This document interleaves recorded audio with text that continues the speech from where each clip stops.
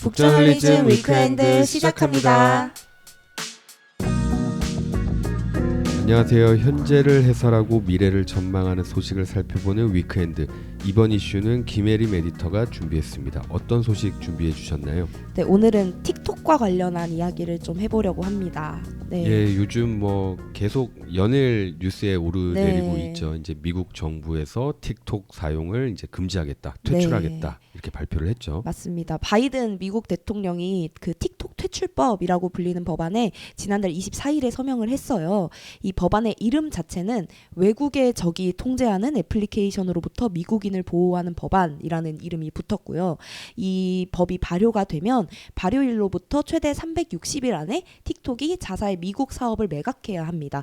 그 매각을 하지 않는다면 이제 미국 내 서비스를 아예 종료해야 하는 상황에 놓인 거죠. 네. 이 틱톡한테 있어서 미국 시장이 차지하는 비중이 어느 정도 되죠? 네, 일단 돈을 엄청 벌고 있어요. 그 파이낸셜 타임즈에 따르면은 그 틱톡이 미국에서 지난해 올린 매출이 160억 달러라고 하거든요.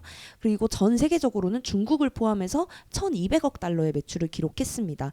이 미국에서의 이런 성장세가 전년 대비해서 40%에 달하는 수치예요. 예, 이게 참 돈도 돈인데 또 미국 시장이라는 상징성이 있어서 맞아요. 뭐 미국 수익이 사라지면 당연히 이제 손해도 그만큼 커지는 걸 테지만 또 어떤 소셜 미디어 시장에 있어서의 입지도 좀 네. 줄어들 것 같은데 이런 법안이 생기게 된 이유부터 한번 소개를 해주시죠. 네, 틱톡을 좀 규제해야 한다라고 말하는 쪽에서는 일단 개인정보를 우려하고 있는데요.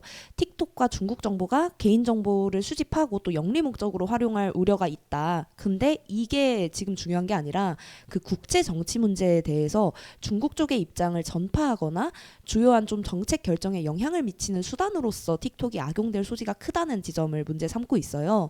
예를 들어서 이스라엘 하마스 전쟁과 관련해서 반유대주의 콘텐츠나 뭐 친팔레스타인 콘텐츠를 사용자들한테 편파적으로 보여주고 있다, 이런 이제 의심들이 나오는 상황이죠. 네, 이게 참 틱톡이라는 매체가 끼치는 영향력이 정말 뭐 과거로 치면은 CNN, 뭐 뉴욕타임즈, 뭐 네. 이런 아주 전통적인 매체 이상이 될 정도로 미국 MZ 세대들한테는 참 영향력이 대단한 것 같아요. 맞아요. 그 미국 성인의 14%가 틱톡을 통해서 뉴스를 듣는다고 해요. 우리가 뭐 소셜미디어 뉴스라고 생각하면 떠올리는 인스타그램, 페이스북, 그리고 유튜브와 좀 맞먹는 수준인데요. 그리고 또 틱톡의 특징이 뭐냐면 틱톡 콘텐츠가 하나 만들어지면 그게 인스타그램이나 페이스북과 같은 다른 소셜미디어로 쉽게 전파된다는 점이거든요. 그래서 기하급수적으로 확산이 되고 있는데 또 이게 문화적으로 영향력을 엄청나게 갖고 있다, 이 지점도 함께 생각을 해볼 수 있어요. 음악 시장을 생각해보면 이제 틱톡을 빼놓을 수가 없을 텐데 테일러 스위프트는 뭐 새로운 음반을 틱톡에 올리기도 하고 또 어떤 의류업자의 경우에는 아마존으로 그동안 물건 팔다가 틱톡에 올리니까 수익이 4-5배까지 뛰었다, 이렇게 밝히기도 했습니다. 예, 정말 뭐 정치, 경제, 문화 뭐 모든 방면에서 엄청난 영향력을 발휘를 하고 있는데 이게 참 아무리 중국 앱이라고 해도 그 앱 자체를 미국에서 퇴출하겠다라는 거는 참 미국이라는 나라는 뭐 대표적인 표현의 자유를 어마어마하게 누릴 수 있는 나라인 거잖아요. 그쵸. 그리고 뭐 제가 한 30년 정도 전쯤 사례인데 되게 아주 기억에 남는 판례가 하나 있는데 미국에서 왜 그 성조기를 누가 불태웠어요. 그럼 우리나라도 마찬가지지만 그 국기 모독의 죄라고 해가지고 뭐 징역을 살거나 벌금을 내거나 막 그래야 되잖아요. 근데 이제 미국에서도 한 30년 정도 전쯤에 그게 그 이슈가 불거졌는데 이제 1심, 2심 이런 데서는 유죄가 나왔어요. 근데 대법원에서 그걸 뒤집었는데 그 판결문이 너무너무 멋있어요. 뭐라고 하냐면 그 성조기를 훼손했다라고 해서 저 사람을 처벌하면 성조기가 상징하는 표현의 자유라는 가치를 우리가 훼손하게 되는 거다. 소름 돋아. 그래서 무죄다. 너무 멋있다. 너무 멋있죠. 그게 미국이라는 나라인데 지금 미국이 어떤 소셜 미디어 하나를 그러니까요. 내쫓고 있는 거잖아요. 성조기는 불태워도 되지만 그러니까 말이에요. 틱톡은 안 된다. 중국 거라서 안 된다. 중국 거라서 안 된다. 그러니까 미국에서 정말 이래도 되는 건가라는 생각이 드는데 틱톡도 그 근거를 들어서 이제 성조기 이야기는 하지 네. 않았지만 반발을 하고 있습니다. 틱톡이 해당 법에 대해서 성명을 발표했었는데 이게 위헌적인 법이다. 그리고 틱톡을 금지하는 법이기 때문에 우리는 법정에서 이의를 제기할 것이다. 이렇게 밝혔습니다. 특히 언론의 자유를 굉장히 크게 보장하고 있는 미국 수정헌법에 어긋난다는 건데요. 틱톡의 CEO인 추쇼우즈가 틱톡 영상을 통해서 이제 이런 이야기를 했어요. 이 법안은 우리 플랫폼에서 커뮤니티를 찾던 당신과 1억 7천만 명의 미국 이용자로부터 틱톡을 앗아갈 것이다. 그러니까 이건 틱톡에 대한 금지일 뿐 아니라 당신의 목소리에 대한 금지다. 이렇게 밝히기도 했습니다. 예, 이 법이 참 드물게 공화당하고 민주당이 초당적 합의를 이뤄서 이제 네. 만들어낸 법안인데 참 웃긴 게 왜 우크라이나 지원하는 것만 해도 네. 뭐 공화당은 안 돼, 저 규모를 줄이거나 네. 아니면은 지원하는 게 아니고 대출 형식으로 하자거나 막 이게 그쵸. 합의가 잘 안 되는데 어떻게 틱톡 내쫓는 데에는 두 당이 딱 맞아요. 합의를 잘 했어요. 예, 둘 다 이제 국가 안보 위협이다. 이렇게 이야기를 해버리니까 뭐 중국 정부가 이거 미국 국민의 데이터에 접근할 수 있다는데 이거 반대하면 매국노 아니야? 이런 식으로 이제 여론이 흘러가고 있는 것 같아요. 그리고 또 11월에 대선이 다가오고 있는 만큼 이 이슈가 좀 큰 영향을 줄 것이다. 이렇게 정치적으로도 판단하고 있는 것 같습니다. 그렇죠. 네. 뭐 소셜 미디어가 정치에 정말 큰 영향력을 미치죠. 뭐 네. 지난 대선 미국 대선에서는 페이스북, 트위터가 그런 역할을 했었는데 맞아요. 뭐 오는 이제 11월 대선에서는 아마도 또 틱톡이 엄청 큰 역할을 할 수 있을 것 같아요. 네, 특히 2016년에 트럼프가 대통령으로 당시 선출될 당시에 미국 대선이 끝나고 나서 영국 가디언지가 이 대선을 페이스북의 실패다 이렇게 규정을 했었어요. 가짜 뉴스가 막 쏟아져 나오고 극단적인 정치가 형성되면서 트럼프가 뽑혔다는 그런 논조였는데 가디언이 분석한 바에 따르면 페이스북에서 떠돌았던 가짜 뉴스 또 가짜 정보가 공화당보다 민주당에 더 큰 타격을 줬다고 분석을 했거든요. 페이스북에 이제 3대 우파 성향 사이트에서 공유된 기사의 38%가 가짜 뉴스였고 좌파 성향 페이지의 경우에는 19%가 가짜였다고 합니다. 네, 참 뭐 아직도 기억이 나는데 그때 하여간 페이스북이 여기저기서 엄청나게 얻어맞았었던 기억이 납니다. 막 맞아요. 공화당 입장에서는 너네 왜 민주당 편드냐 이러고 맞아요. 민주당은 너네 왜 이런 가짜 가짜 뉴스들 뉴스. 더 네. 걸러내지 않느냐. 그럼 주커버그는 도대체 어떻게 하라는 거냐. 사업하는 사람한테 왜 그쵸. 이러냐. 막 예. 청문회 물려다니고 맞아요. 그랬던 그랬었죠. 기억이 나네요. 예, 근데 아직도 주커버그가 좀 관련한 문제에서 벗어나지 못했어요. 이 지난달 1일에 뉴욕타임즈가 보도를 했는데요.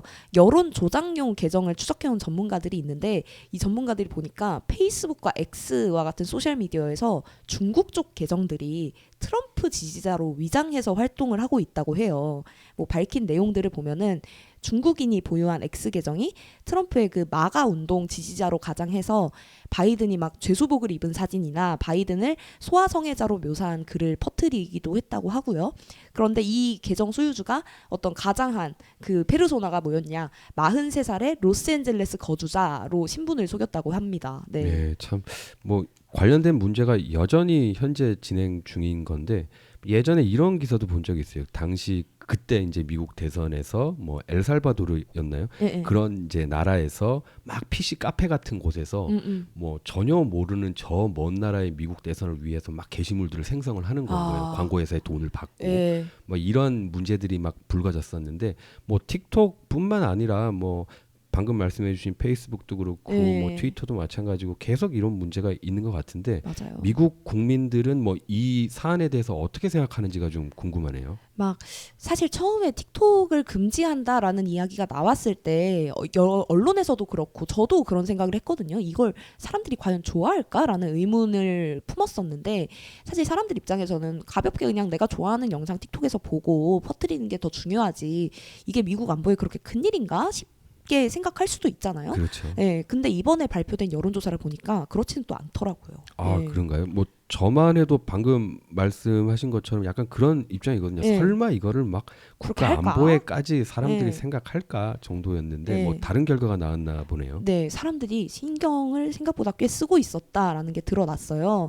로이터가 입소스와 공동으로 지난달 29일에서 30일까지 미국 성인 1,022명을 대상으로 여론조사를 실시했거든요. 그런데 전체 응답자의 50%가 틱톡 금지에 찬성했다고 합니다. 반대는 32%였고요. 그리고 연령대별로 조금 더 자세히 보자면 40대 이상이 60% 정도가 틱톡을 금지해야 한다고 지지했는데 상대적으로 젊은 세대인 18에서 39세 응답자는 40% 정도만 찬성했다고 해요. 그리고 중국 정부가 틱톡을 사용해서 미국 여론 형성에 영향을 주고 있느냐라는 질문에는 무려 58%의 응답자가 동의를 했습니다. 반대 의견은 13%에 불과했어요. 그리고 응답자의 46% 중국이 틱톡을 사용해서 미국인의 일상을 감시하고 있다 이렇게 보기도 했습니다. 예, 이게 참 뭐 막연하게 생각했었던 것보다는 이제 국가 안보를 더 중시하고 지지하는 의견이 더 강한 것 같은데 네. 방금 말씀 주신 것 중에서 보면은 좀 인상적인 게 40대 이상이 60% 정도가 틱톡을 금지해야 된다라고 그쵸. 했다고 했는데 어차피 그분들은 틱톡 안 하시잖아요. 맞아요. 사실 18세만 해도 나이가 많다라고 할 정도의 예. 플랫폼인데. 사실 틱톡은 18세보다 젊은 세대들이 훨씬 더 많이 사용하잖아요. 그래서 로이터에서도 이런 좀 말을 붙이더라고요. 이번 조사는 18세 이상을 대상으로 했기 때문에 18세 미만인 주 틱톡 사용층의 의견은 반영되지 않았다는 점을 너네도 이제 생각을 해라라고 이제 덧붙이더라고요. 네. 이게 실제로 이제 틱톡이 미국에서 퇴출되고 나면 이제 18세 미만의 사용자들이 분명히 또 어디론가 이주를 해야 될 텐데 그렇죠. 그러면 그 플랫폼이 어디가 될지도 참 궁금하네요. 네. 트위치가 그 한국 시장에서 철수했을 때 그 수혜를 아프리카 TV가 입냐 아니면 네이버의 치지직이었냐 이런저런 분석들이 나왔었는데 마찬가지로 미국 시장에서 틱톡이 정말 철수하면 어느 플랫폼이 뜰까 이런 분석도 함께 나오고 있습니다. 뭐 미국 성인 틱톡 사용자들이 대체로 평균 54분을 그 틱톡 앱에서 보낸다고 해요. 이게 인스타그램, 스냅챗 그리고 유튜브보다 많았다고 하거든요. 그래서 일단 메타는 틱톡이 사라지면 더 많은 광고주를 받을 수 있을 것으로 보이고 그래서 이제 트럼프가 이거 주커버그만 좋은 일 하는 거다 이런 말도 네. 했잖아요. 예. 그리고 또 어린 사용자들은 윗세대가 사용하던 인스타그램을 그대로 받아들이거나 아니면 아예 새로운 플랫폼으로 이동하는 게 아니냐는 관측이 나오고 있습니다. 아예 새로운 앱, 아예 새로운 플랫폼이라고 하면 뭐 어떤 곳들이 있을까요? 지금 그 트릴러라고 해서 북미에서 생긴 새로운 플랫폼이 있어요. 여기가 뭐 틱톡 인플루언서들도 굉장히 적극적으로 데려오고 힙합이나 R&B 음악가들을 중심으로 유저가 형성되면서 급속도로 성장을 했는데요. 틱톡이 그 음원 사용에 대한 대가를 주지 않는다는 이유로 비판을 많이 받아왔잖아요. 그런데 이 트릴러 같은 경우에는 우리는 음원 사용에 대한 정산을 분명하게 하고 있다라고 업계에서 공공연하게 언급을 하고 있고 또 인공지능을 사용한 편집 기능 이런 그 뭐 새로운 기능들도 있고 또 한 곡 전체를 들을 수 있다는 장점이 틱톡 외에도 또 있습니다. 네, 참 말씀해주신 그런 기업 같은 경우는 정말로 이 미중 갈등의 수혜주가 될 수 있겠네요. 맞아요. 뭐 또 유튜브 쇼츠 뭐 기능 같은 것도 있으니까 유튜브가 그 수혜를 입을 수도 있는데 사실 트릴러든 유튜브든 인스타든 틱톡 사라진다고 수혜를 입지는 않을 거다라는 분석도 나와요. 그게 바로 틱톡의 그 독특한 알고리즘 때문입니다. 네, 그 뭐 저야 사실 틱톡을 사용해 본 적은 있지만 이제 뭐 열심히 사용하지는 않는데 그 많은 분들이 그 이야기 하시더라고요. 한번 진짜 들어가면은 나도 모르게 막 3, 40분은 계속 보게 된다. 그 아주 고유의 그 알고리즘이 중독성이 어마어마하다. 막 그런 말씀들 하시더라고요. 맞아요. 그래서 한 분석가는 뭐 틱톡의 알고리즘을 복제하는 건 거의 불가능한 작업이다. 이렇게까지 평가를 했거든요.